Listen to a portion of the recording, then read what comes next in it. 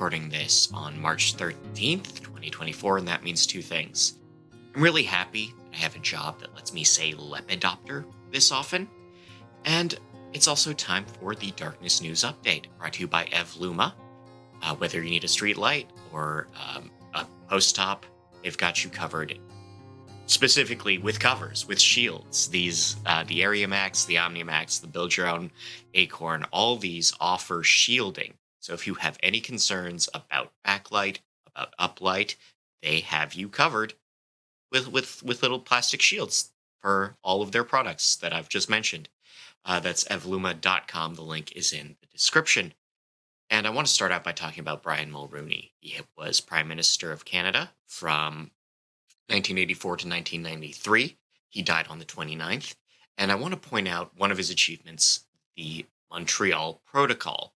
This was 46 nations coming together to meet on CFCs, fluorocarbons. He was instrumental in organizing the whole thing and also getting the US to sign on at the time. This happened in 1991. And what happened is 46 countries agreed to stop using CFCs because they were causing harm to the ozone layer. And 30 years later, the ozone layer's almost fine. It's back to normal, practically. And I bring it up because I think we can still do that. We can still do this for light pollution. We can come together. We have the will to push this forward to limit light pollution and its harms. And the other reason I bring up the Montreal Protocol is that, CFCs are used in refrigeration. Nobody went without air conditioning. Nobody had to switch back to ice boxes to keep their food fresh. It did change hair care products a bit for a while, but eventually aerosol hair care products came back.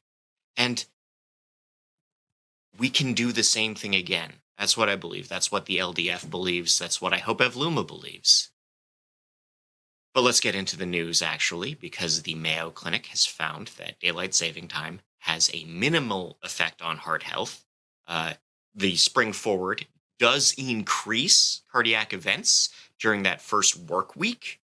Not the Saturdays, just Monday to Friday, but only slightly compared to the week before that. And the fallback has basically no change in cardiac events. We've also found that daylight saving time causes negative impacts on Alzheimer's patients, with their symptoms worsening after the springtime change.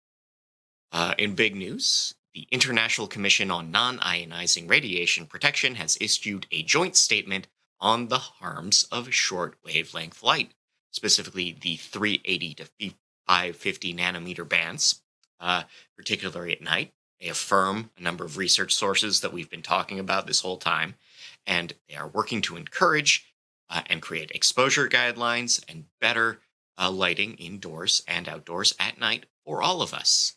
We have a meta-study confirming that Allen does cause harm to fauna across a number of species.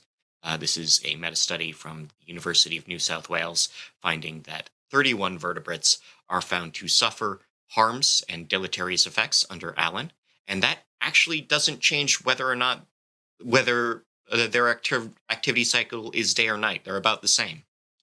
Circadian rhythms have been linked with autonomic control in mice. So well-entrained circadian rhythms improve the body's ability to manage internal temperature, as well as a number of involuntary muscle actions, like breathing and your heart pumping. We've also found that circadian medicine, which is to say managing sleep as well as timing medication alongside the circadian rhythm, boosts health outcomes in cardiac events. We have a new protocol developed by UK healthcare professionals to monitor sleep quality in dementia care. They've assembled a number of methods and a couple of devices to help track sleep wellness, which we know improves their symptoms. We have a new recommendation to brush your teeth after dinner and put your pajamas on earlier in the night, because bright lights before bed do include your bathroom, not just your phone, and that could harm your melanopic response. Maybe we just need dimmer switches in our bathrooms. Maybe that's better. I want a dimmer switch in my bathroom. That's actually the problem. A study from Brazil finds that bioluminescent insects are on the decline. This is a 30-year survey of populations in the Cerrado region, finding that light pollution, habitat destruction, and pesticide use are damaging insect populations in the region. The DoD is reconsidering low orbit satellites for missile spotting.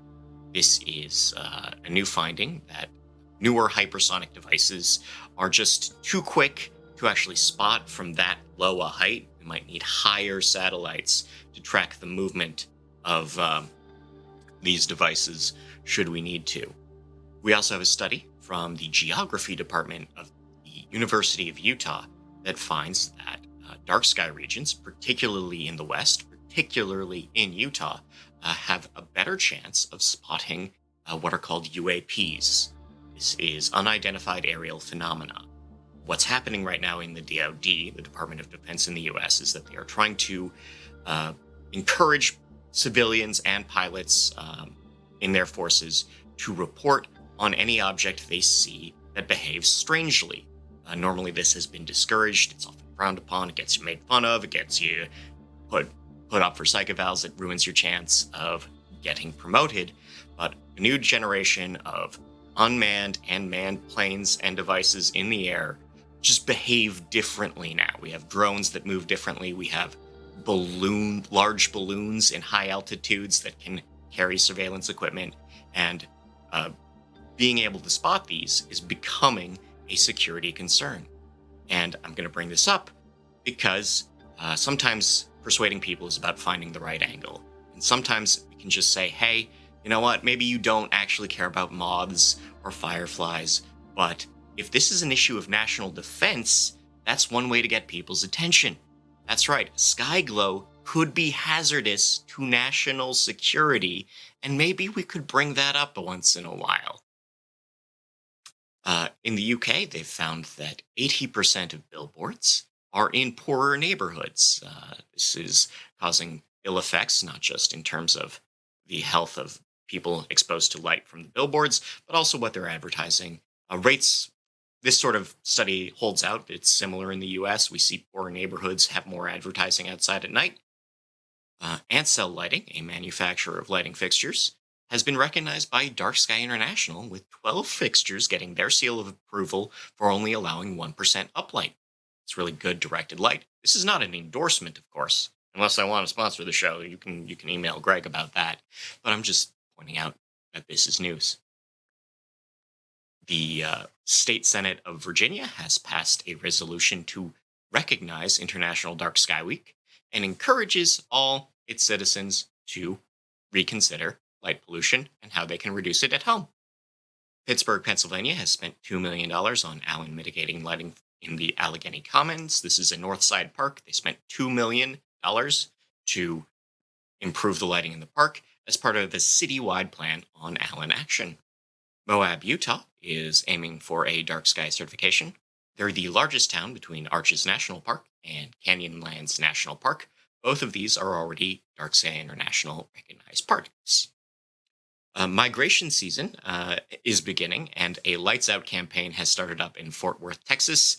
This time it includes a voluntary building certification program that you can advertise and assess yourself and figure out what you're doing right. Lights Out Connecticut is beginning their work in Montville, bringing the issue to town council meetings. Puerto Rico is updating their lighting for the needs of sea turtles, as is Fort Myers, Florida, as is Escambia County, Florida. Again, new lighting that reduces distraction to sea turtle hatchlings as they make their way out to sea. George Mason University is planning a new stadium for baseball and also professional cricket. They'll be sharing it with a professional cricket team, but they want to assure that citizens will have a chance to have input about lighting.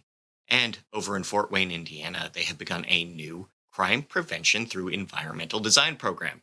This is a design intervention that doesn't reduce light, but uses better light to keep pathways lit in such a way that keeps people safe, but discourages crime. And that's pretty cool. That's it for now. I'll be back in 2 weeks. Thank you for your time. Thank you for your attention. Thank you to TED Magazine. Thank you to the Lighting and Darkness Foundation. And thank you to Evluma. I've been Scott Wachter. Have a good time.